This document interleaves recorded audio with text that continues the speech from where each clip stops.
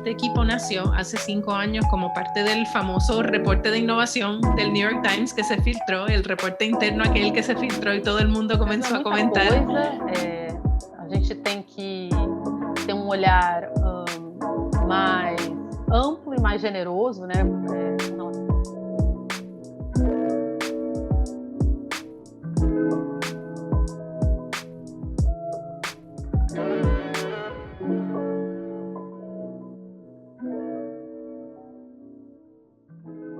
Welcome to our panel on diversity in the newsroom, but also cultural change and what we call source tracking and other initiatives. As you heard, this is super important. It's near to our hearts because this is what we do. What's important for us is to continue to build the diversity, not just in staffing, but also in leadership positions, because that's what brings on the credibility across our organizations. So with that, I'd like to introduce my colleagues here. Charo Henríquez is the editor of Newsroom Development and Support for the New York Times. Keith Woods is Chief Diversity Officer at National Public Radio, NPR. And Flavia Lima, congratulations, you've just been promoted. Deputy Managing Editor at Folha de S.Paulo, as well as Editor for Diversity, so congratulations. So I'd love for you to hashtag and to ISOJ 2022 on Twitter and share what you hear out there, because there's a lot of folks who are not here, but we want to make sure we can spread our message far and wide. So thank you.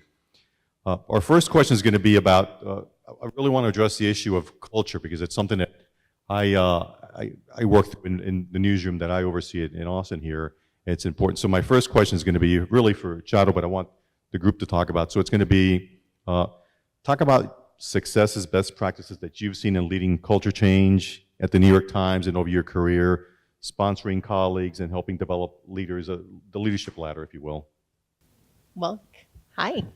Thank you for the question and thank you for the invitation. It's really exciting to be here. It's my first ISOJ. So I've been a journalist for 25 years. I graduated college the year that news went on the internet. So anything I studied was about to be completely disrupted. So I am part of the generation of journalists who had to kind of build the train tracks so the train could keep running, because we really didn't know what we were doing. So managing change has had to be part of what we do as a generation of journalists who are introducing digital change in newsrooms. And that is very much a brand new set of skills that we've had to introduce. So leading change and leading kind of like a digital transition, introducing new skills to newsrooms. The team that I am part of at the New York Times was born out of the innovation report, saying we can either start hiring more people who think digitally, or we can start training up folks who've been here a long time and who have been working in digital a long time. So understanding how change happens, understanding that change is hard, understanding that people don't want to be told this is how you do your job, but show me how you work and I'll make it easier or faster. And meeting people where they are and centering change on people and leading with empathy has been the way to successfully introduce all kinds of change in the culture. So the focus of my team has been on digital skill sets, and now we're growing into career development and understanding how we are sourcing our stories, understanding how we are covering certain topics, understanding how we're assigning stories and managing people.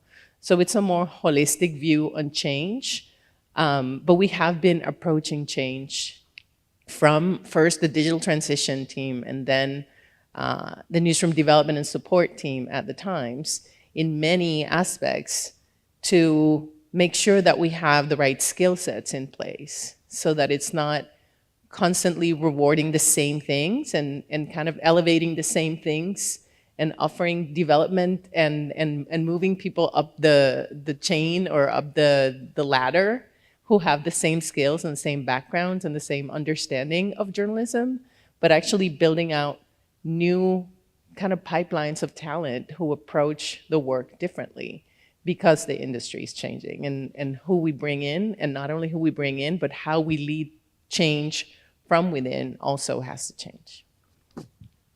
Keith, you want to weigh in on that? Well, and thank you. Good morning, everyone.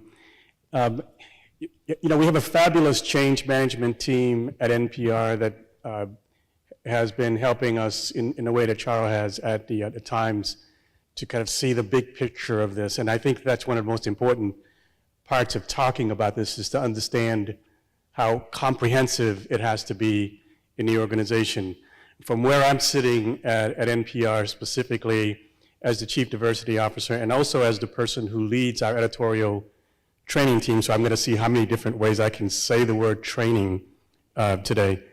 On these issues specifically around diversity, equity, and inclusion, I think that there are some specific things that we have to work on organizationally to create a different culture. And one of them is to normalize the conversation around diversity, the conversation around all of the sub-elements under that word, so that it becomes something other than that annual box-checking exercise in some organizations, or the crisis response behavior that we have seen in journalism through the years, where DE&I becomes the thing that you do when the reckoning hits, and not something that is a normal part of the organization. So we've made twice monthly conversations about race a regular thing at NPR now over the past year. We incorporate the ideas of diversity into all training, so that it isn't the thing that you do after you've been trained in how to write a story and how to use a microphone, or all of the other things that might be part of the job. To change the culture, you have to go hard at inequity, exclusion, all of the core isms and phobias that are a part of this. You can't create a culture in which you talk about something and then don't do anything about it. So the systemic issues that are at the core of some of these things have to be a partner piece of the work to address change. People want to know not only that you see the problems, but that you're going hard at them. Three other things I would add to this. One is brutal transparency. Being able to tell people publicly in your organization the things that you've found that are wrong, the things that you have done that are wrong, so that they can understand that you understand. Even if we don't necessarily all have the same degree of patience in waiting for organizations to change it, at least I know that you know what the problem is. On that front, public commitments become a piece of the accountability structure.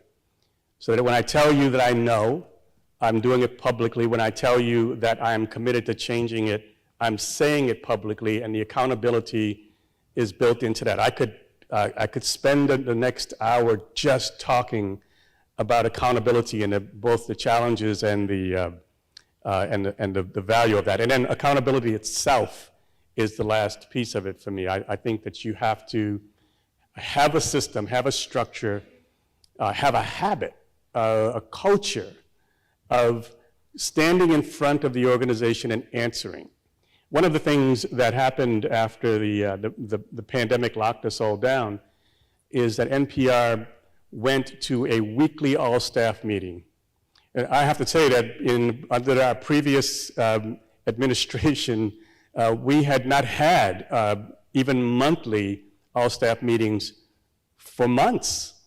Our new CEO, John Lansing, came in and decided that that was going to be a part of our culture, and we met every week for the entire first year, and in January of this year that we switched to every other week. And every one of those weeks was an opportunity for people to ask questions of leadership about the things that we were saying publicly. That's a level of accountability that I think is absolutely essential if you're going to tell people that you're going to change the culture.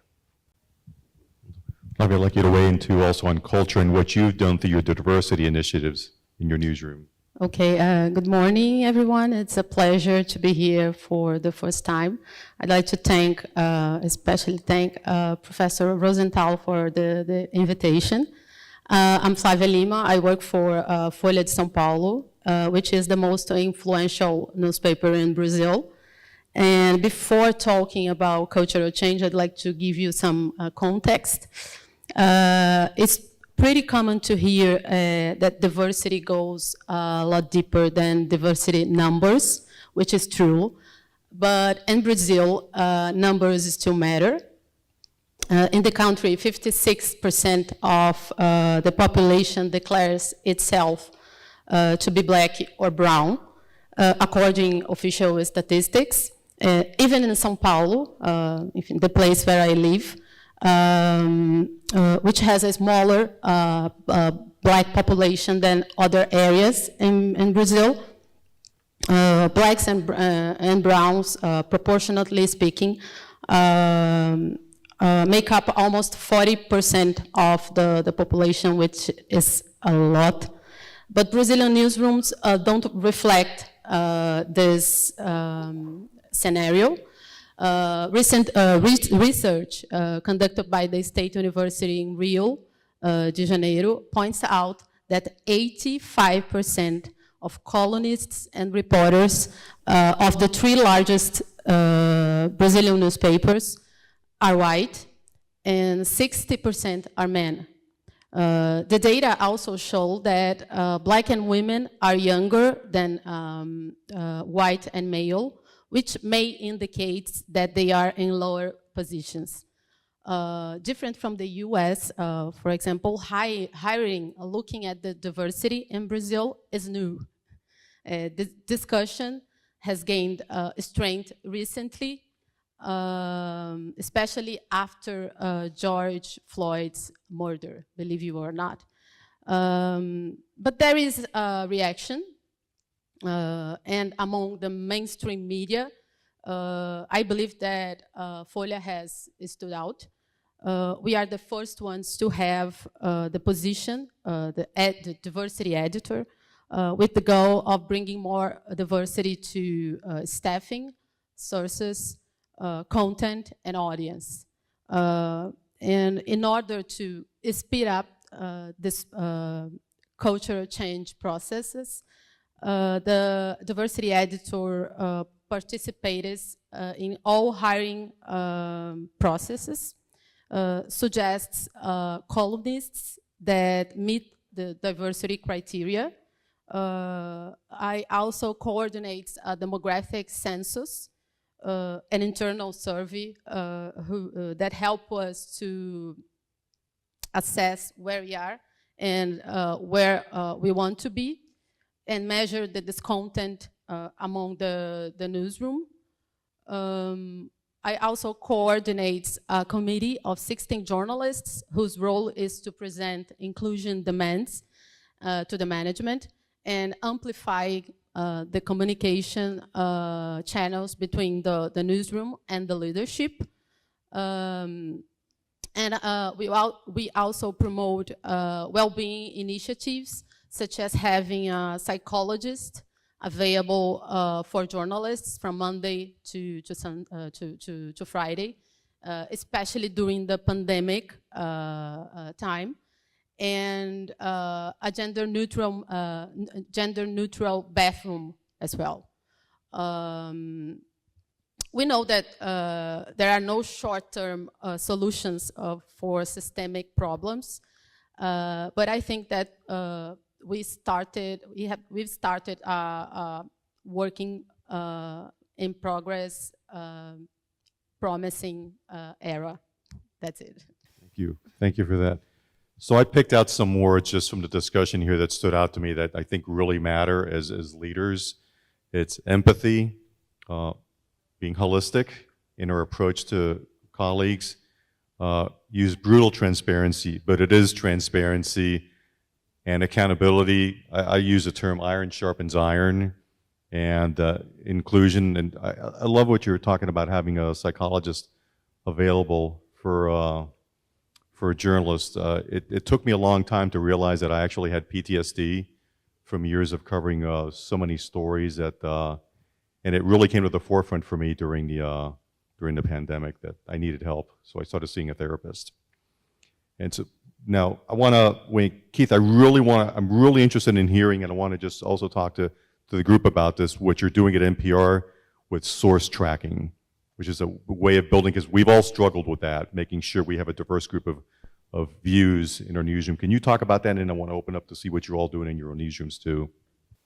Sure, and this goes back at NPR to 2013 when we decided to take a kind of anecdotal conversation that was common even in the newsroom about our audience and about the people who are on our air, where people generally talked about the audience and the sources the same way, that our expectation was that our sources were overwhelmingly white, that they were on the coast, that they were largely male.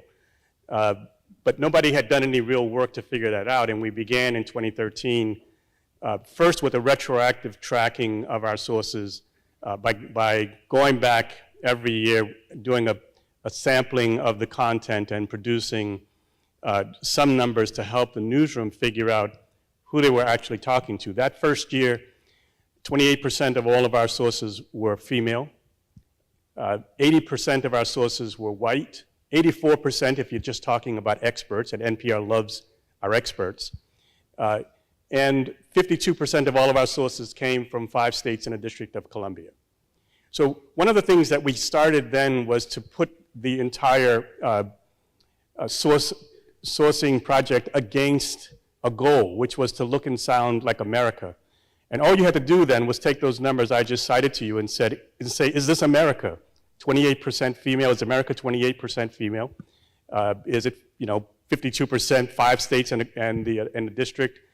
And we began in that year tracking each year since. And in the last 2 years, we've begun to do a much more real-time tracking of our sources, and in fact created software for our organization a year ago to allow us to track the sources as a part of the regular workflow in our content management system, and created this thing that we call DEX that allows you, as you're putting your sources into the system, as you're beginning to write your story for either digital or for audio, that you have to put that information in.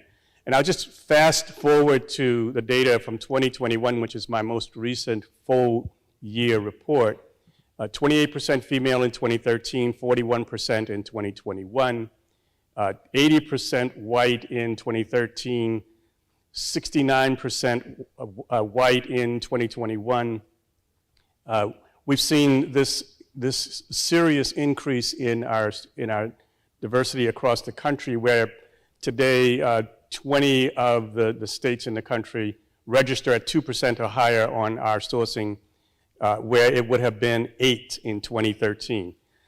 Each time we've gotten this data, we've gone back to our organization and said, here's how we're doing, and allowed our journalists to begin to make some adjustments. I'll just say this last thing about it. It's there's some things that we've also found out in doing this work, and that is that as our diversity of sources, racial and ethnic diversity of sources has increased, so has their inclusion, or maybe their limiting to stories that are about race and ethnicity. So we have seen an increase, maybe doubling, of the percentage of sources of color that are in stories that are not about race. But it's doubling from 13% in 2013. So we've got a lot of work to do, and it is evidence that when journalists think diversity or inclusion, there is this sort of immediate association with stories that are about race or ethnicity. Or if you're talking about gender identity, then trans journalists in stories that are about and for trans people. It is putting women in stories that are about women, so that when we begin to dissect the data, we can see a lot of the trends that go beyond the simple numbers, and as I said, gives us an opportunity to start making some corrections. Wonderful. Charo, you're one of the biggest change agents I know And so I'd love to hear more from you along those lines through your work, through what you're doing at the Times, as far as bringing more, like, is your work involved with diversity of culture and not just sources and so forth? And talk about that. I think it's, but the bigger point than focusing on specific numbers, it's that it's the systems that need to change. If we're very intentional about tracking things, not just checking the box, like you were saying before, on how we're hiring. Whenever we talk about diversity, it's about we need to hire more people of color, and that's fantastic, and that's one part, but that's not the answer to the question. What happens when journalists are in your newsroom? How are you developing their careers? How are you offering mobility? How are you coaching them and elevating their report? The same goes to our coverage. Are we only covering communities of color? Are we only talking to sources of color when we're covering communities of color? Are we only talking to victims of color but experts that are not communities of color? It's about understanding how we're doing our journalism, how we are staffing, and who our audiences are. So when we talk about diversity, equity, and inclusion, it's about the systems that we have in place. It's about communication. It's about the whole process. And saying, having an operational mindset, or like folks who are thinking about strategy and operations and how to run the newsroom, that may not be the sexiest answer to how we solve diversity, but if the systems are the things that have been broken and not serving certain parts of communities or certain populations and communities in newsrooms in our report, then systems have to be the things we build to fix it. I like what you said, intentionality, being intentional. Absolutely. Very, very key, being proactive. Flavia, can you talk about just within your newsroom, how you've worked to make sure that as much within the system of making sure there's diversity to reflect the community you're covering? Before that, I would like to say, to talk a little bit about this initiatives concerning to the talent development inside the newsroom, and also the sources, as they said. We are exchanging some ideas with the audience team at Folha to develop a tool, a software with Google called A Voz Delas, which means her voices, to monitor how many women are heard by Folha, and also to bring more, to bring these voices to our content, because we know that today women are not heard as they should. And in terms of talent development, we have a training program, which I consider is the most important initiative for Folha, especially because in Folha, a good chunk of the leadership came from these training programs. And now, after 64th editions, last year we had the first one aimed at Black professionals for the first time. And this year we're gonna start a second edition next Monday, also aimed at Black professionals, which I think it's important. We know that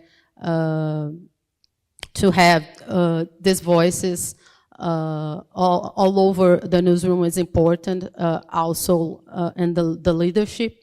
But it's relevant to start having this talent students with us, learning how things work at Folha's newsrooms. And what was your question? No, about just within your newsroom, making sure that you have a representative newsroom that is reflecting the community it covers? Because you have such a varied Yeah. coverage. Okay, let me start with a story. In September 2019, an 8-year-old black girl was killed by the police in one of the favelas in Rio de Janeiro. And at the same time, in the same week, Brazilian government discussed a proposal of a change in the criminal law that allowed lighter sentences or even no sentence for police officers who killed under certain circumstances, such as fear or a strong emotion. As ombudsman at Folha at that time, I wrote that Folha missed a good opportunity to contextualize and put both things together. I mean, the murder of the girl and also the proposal of the government. And also missed the chance to bring both issues to the headlines of the newspaper, stressing to readers how important it was, the discussions, with deep consequences, especially for underserved communities. Because journalism is not only about informating people, but also educating people. I think journalism is also about who is writing. So it's important to have professionals with different backgrounds participating in all journalistic stages, talking about politics, economics, culture, and also violence, which was the case, and saying something like, hey, I think that coverage that we are underestimating is important. Trustful journalism is also to do with holding all the newsroom accountable, especially when it comes to content which affects underrepresented people. And how we do that in Folha. We don't have reporters in diversity-related roles. To be honest, I have one reporter working directly with me, but this happened because we want professionals, reporters and editors looking at issues of race, gender, geographic things, socioeconomic things, religion, ability, as central to all the stories they write. To make it clear that diversity is everyone's priority, encourage them to bring good stories about these issues. We also try to escape the trap of covering relevant issues in special dates. I don't know if it happens here, but in Brazil, the mainstream media used to cover, I don't know, women things in March, or I don't know, black things in November, which is our Black History Month, or LGBT plus issues in June, for example. So, of course, that we don't do that. And what I'm used to saying is that for a long time, media in Brazil has portrayed underserved communities through stereotypes, vulgar terminology, and also racism, and or has ignored how to bring good stories from these communities. I think that it's time to change, you know, like, I don't know, Gina said, what it's newsworthy, you know, or who says what is important in the newsrooms. I think that we need more contextualization. I think that we need to keep on going after more scoops, of course. We have to search from new ideas of the business model, but we also have to reflect more accurately our society, taking the problems of underserved communities as our problems, because they are. Thank you. Before we get to questions, I wanted to ask us the topic of succession leadership and talent development from a diverse point of view. I know this is something that we've been very focused on in our newsroom, it's because it's talent development for the purpose of retention, but also we don't expect we're going to keep everyone forever, but it's preparing them for their next job or their next advancement, especially at the leadership level. So I want to talk to you all about helping others, develop others, rising others. So Charo, I'm going to start with you. Yeah, I'm a big proponent of, I'm gonna, like, is training the key word here? Because I feel like we're all touching on training and development. Our team initially was born as a training team. Actually, we are kind of a seedling from the NPR tree, because the folks who built out the initial training team with the newsroom, the digital transition team, were alum from NPR. And the focus has always been on developing skills, and that skills development and a culture of constant learning is a constant, whether we're coaching people on digital skills, whether we're now coaching people on people management skills and developing better managers and giving managers better tools to be able to elevate other folks into management positions, and developing essentially a pipeline of internal talent that can grow and then take over like this new generation of leadership in newsrooms.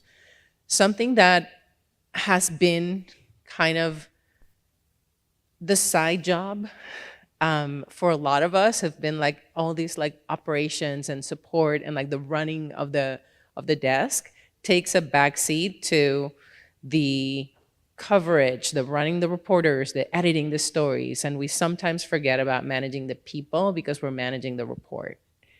And that's something that when we talk about equity is even it becomes even bigger, because certain people have access to mentorship, certain people have access to coaching because of affinity bias, because if you see somebody who's like you, you're more likely to give them opportunities, or you know who to talk to get to move to this certain spot or to try this job. So one of the things, for instance, that we're doing in our team, the way that we work is on an embed capacity. So one of my editors will go to a department, kind of figure out the things that are needed, spots the gaps, and then builds training specifically for that department for what they need when we're rolling out stuff. And one of my editors last year came to me and said, what if we did an embed program where other people could go and learn from each other and develop skills from a peer-to-peer perspective? And I said, that sounds great, write it up. So she wrote a proposal. Amy Zerba, who is now the deputy editor, or one of the deputy editors in the department, largely because of this initiative, she proposed that we start a rotation program. The way that we started shopping the idea around was, let's just do a prototype and swap 10 people and give people new jobs for 3 months to see what they learn and what they can bring back, to kind of re-engage and develop peer-to-peer learning, and then re-engage and reconnect them to their current job with new skill sets. We opened up an applications process so that everybody had access and we weren't cherry picking who was gonna benefit from the thing. And with 10 spots, we got 86 applications. One of the signals that we got was there's an appetite for this. Like, people want to have a way to raise their hand. People want to have clear, like, written rules of like, if I want to try new things, how do I go about it? So even putting together a system for you to do a rotation of this type proved super effective. What we did in the process was set up kind of like a buddy or an ambassador that would coach you when you came into that 3-month rotation. We got department heads to talk to each other and advocate for the person they were sending out. or the person they were receiving. So the person who would not likely advocate for themselves or hype themselves up got their manager to talk to the other manager and said, no, this is like really, they're really solid in what they do. So that opened up a bunch of career development conversations. People who wouldn't have said, I want to try something new, could now go to their manager and say, hey, I want to try this embed thing that they're saying around. So we had a first pilot for 10 people.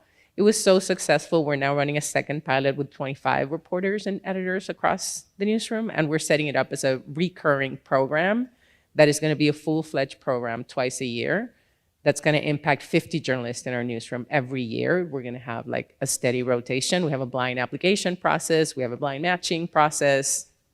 So we're minimizing the cherry picking possibilities by letting people apply, giving people written rules and like how to figure out what their next step is, and getting their managers to advocate for people to do these embeds and advocate for people to learn these new skills. So it sounds like a small thing to open up the door for somebody to try a new job.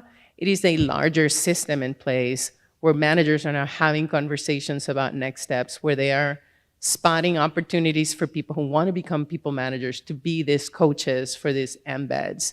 And we're just starting more career path conversations where people were mostly just having conversations about what story are you covering, what is the angle, what is the framing, and now it's more about what do you aspire to do in your next step, and how can I help you get there? That's wonderful. Keith, can you weigh in quickly about just any succession leadership plans or what you do within your organization? Yeah, can I ask a question? Yeah. Because I really need to know this. Do you backfill, and is there a budget line for what you've just described, those 50 people? Sometimes we and that was one of like our first hypotheses, like, are we going to have to backfill all these positions? So we had a little bit of budget, but mostly we were just saying, let's figure out a creative way. And if you're getting, if somebody, for the second round of the embed, what we did was, if you're letting somebody go, do you want to write up that position so that somebody can come embed and do that job? So we're figuring out how to do more swaps. We're figuring out how people are planning and scheduling so that they can do without that person for 3 months while they're going out to learn something. So it's also a test in good leadership and like how you're managing the rest of your resources so that you can free up that person. And sometimes we're getting, oh, we can't let that person go, and then we get like, but I can't stand in the way of their development, so I need to like figure it out. This is a me problem, this is not a they problem. I can't stop them from doing this thing, so I'm gonna try my best to figure it out. In other cases, we have given them additional like budget to backfill temporarily, but the first time we had to rely more on that. The second time, more people, because they understood how it worked the first time, were either more open to swaps or just creative solutions to their own staffing to not like prevent somebody from doing the thing. Thank you. So I would say quickly that our true succession planning lives still very much at the top of the organization, at the leadership level. And our CEO has asked his top leaders to sit down and figure out who's in line, who's coming, to begin the process of thinking about what the next iteration of our leadership will look like, given that. But I think that this is something that has to get all the way down to the ground in the organization, so that everybody is thinking about who's coming, who's going to be the next international correspondent, because the international correspondents tend to be the people who also become the host of the shows, and you can go backwards and see how development leads to those positions. I don't know that we've got that as an organization, especially solidly at this moment. I just want to say about the kinds of training things you have to do in the organization, that what we know about retention especially is that people leave managers before they leave anyone else. Yes. They don't leave the organization, they leave their bosses. People leave when they do not feel that they're growing in their work. They leave when they feel a dissonance between themselves and the values of the organization, when those two things don't match. They leave when they don't have mentorship. So one of the ways to just flip it is to say, okay, if I made our managers better managers, I'm doing something about retention. And so we've instituted a number of different programs to do that, including bringing in my old employer, the Poynter Institute, bringing in the Maynard Institute to do leadership training specifically to help people to see things through the DE&I lens. Because, you know, as you said this earlier, Charo, that empathy is an important piece of this, to understand that you've got to meet people where they are. Absolutely. If in fact we as a country, not just as a profession, are really bad on these issues in general, that we are more inclined to be in our corners than to be in a more pluralistic situation, then the empathetic view of this is that if you're going to ask someone to do something, you've got to provide them with some kind of training help to get them there. So, you know, create a mentorship program, and you've gotten at this imbalance of mentoring that happens when people go to affinities, and then create all of the spaces around the organization, including employee resource groups and other things that give people an opportunity to feel a part of something, to feel like they belong to something. Community. Yeah, and all of those things add Yeah. to the possibility that you retain. And I finally heard something last week. I can't cite my source, but I'm not stealing. But the person I was reading said, treat the people who leave like alumni and not like traitors.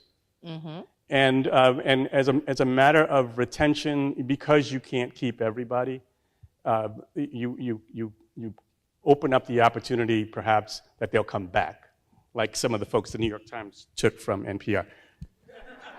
Yeah, but I'll tell you what a great recruiting tool for you is developing leaders and developing your journalists. Yep.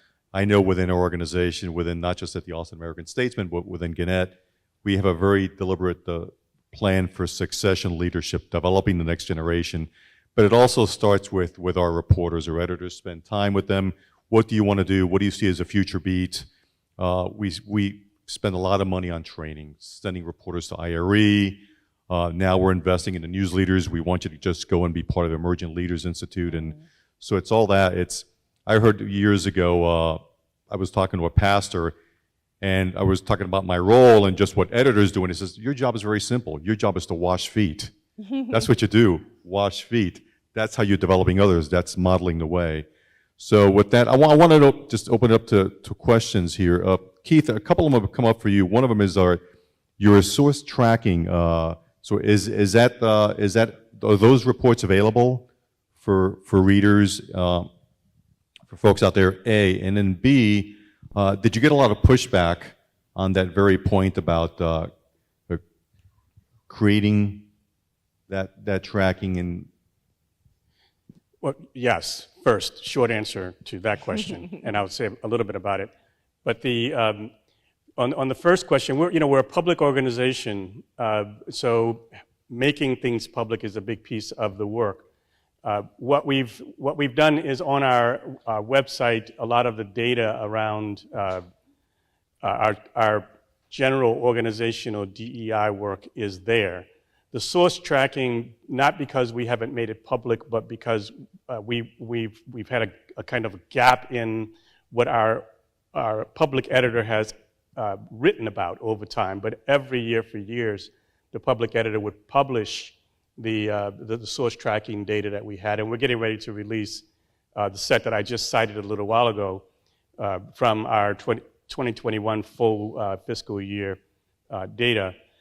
So I believe, as I said earlier, that accountability means being public, being brutally transparent, and telling people that since 2013, when 7% of our sources were Latino, 6% of our sources were Latino, we have made zero progress on inclusion of Latino sources, and it's at 7% in 2021.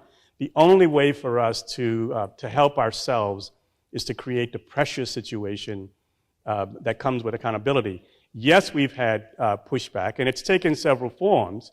It's everything from well, this is new and more work, and I am overworked.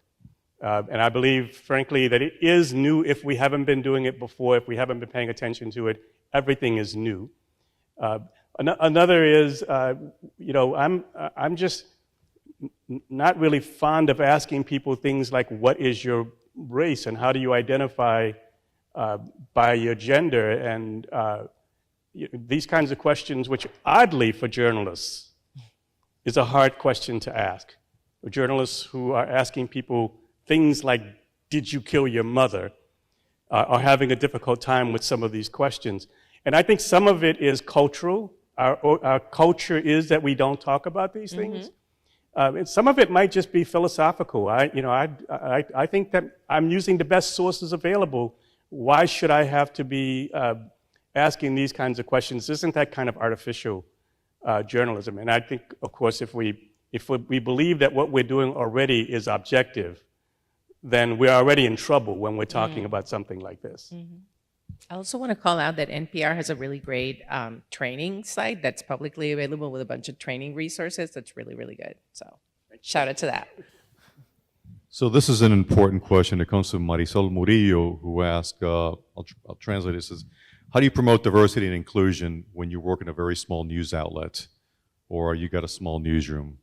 So some of us have started, I can tell you it has to be, you have to put in just extra work, and it's absolutely doable. You have to recruit, and just whether it's entry-level jobs, going to universities, it's promoting the value of what you can bring to an organization to help develop a reporter.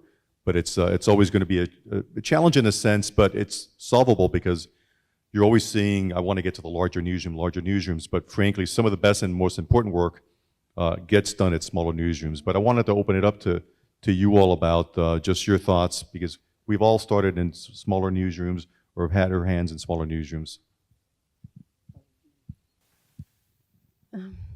I have that, it's more or less the same process that happens in the largest newsroom. You have to start it, you know. For example, at Folha, as I said, we have a training program aimed at Black professionals, and we know that most of the candidates doesn't belong to the Brazilian elite, for example. Like most interns over the years that we have. So we take some initiatives to maintain these students with us. Like, for example, the program is held in the evening, so people can work and also be with us in the classes at night. We don't require a fluency in English, for example, because we know that most of Black students can afford it in Brazil. But of course, that after that, once employed, Folha helps with language courses. So I think that, of course, that if you have a small newsroom, maybe it's not possible to create a large training program. Ours program, for example, in the last year had 18 people, and 15 of them was hired. But you can think about recruiting in universities, I don't know, Black, transgender, and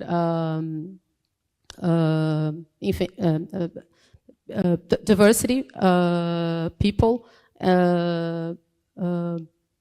What I mean is that it's not if it's not possible to have 15 of them inside yours in your newsroom, you can start with 1 or 2 maybe.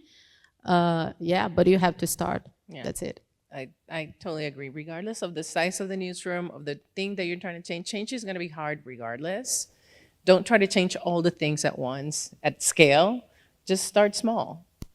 Yeah. Try to change one thing and just nail that one thing and then grow from there. Try a thing, and if that approach doesn't work, then iterate on it. And this is where like product thinking and design thinking and all these things that we tend to associate with tech. Like these are ways to understand how our newsrooms work. Our end user are the journalists that are in our newsroom, and the product we're trying to develop is the culture of the place. So applying that thinking of figuring out the problem, approaching it with empathy, and then iterating on solutions is the way that we get big change going. Big change starts with small initiatives, with little tiny experiments, little tiny prototypes of things. That's the thing that can grow and impact the culture of a place. Yeah, and I'll just add this one thought. Gina said this in the previous session that everybody can't be proxy for everybody, right? Mm-hmm. And so often in the smaller newsrooms, you have people who begin their thinking, we can't do anything because we can't hire people of color. We can't do anything because we don't have a lot of openings in these organizations. And this is across public radio where you have newsrooms as big as NPR's and as small as 4 journalists and 3 journalists. Well, what you can do is learn. And in your own organization, recognize that no matter how well you do at bringing in diversity into the organization, you still have to know more. Everybody has to know more, because you can't ask me to come in and carry it all for the entire organization. Mm-hmm. So what are you doing to learn? And also, just one more thing. When we are talking about diversity, we are talking about not just about the professionals, but also about the content.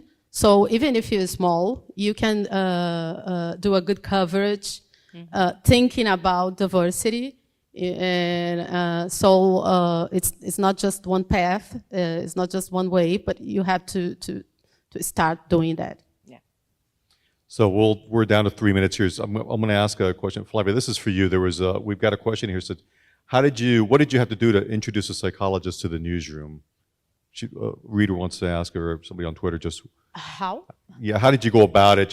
Would like to learn more about how you did that, because I will tell you, one thing that I always tell our newsroom is, I want everyone to know you don't walk alone, and we don't want anybody to be suffering in silence, whether it's working through our EAP program or colleagues. We want to make sure that you have support. But just a little bit more, just quickly, how did you go about that? For the first thing is publicize that. I mean, everybody has to know that we have a psychologist that is available and to talk. And one important thing is you can do it. How can I say that? Privately. I mean, you don't have to pass through anyone to get the psychologist. It's something that you can do directly with her. So you don't have to be ashamed to need this kind of help, which is really important. And we are journalists, and I think that we don't like, how can I say that, put on our faces over there. So yeah, it's important to do these things in a private way. And yeah, that's it. Well, everyone, we couldn't get to all the questions, but nevertheless, thank you very much for today and to spending your morning with us. Thank you. Thank you.